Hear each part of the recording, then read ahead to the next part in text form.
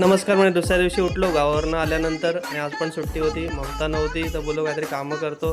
तर इथे बघायचं की गॅलरी धुवून घेतली मी आणि इथे पण बघा पूर्ण घाण झालं होतं किचन आणि अनामिकेचा पिंजरा पण थोडा धुवून घेतला आणि इथे बघा ही गॅलरी पण धुवून घेतली बेडरूमची आणि पूर्ण असं साबणाने मस्तपैकी चकाचक करून घेतलं. बोललो ममताला जरा सरप्राईज तरी देऊया.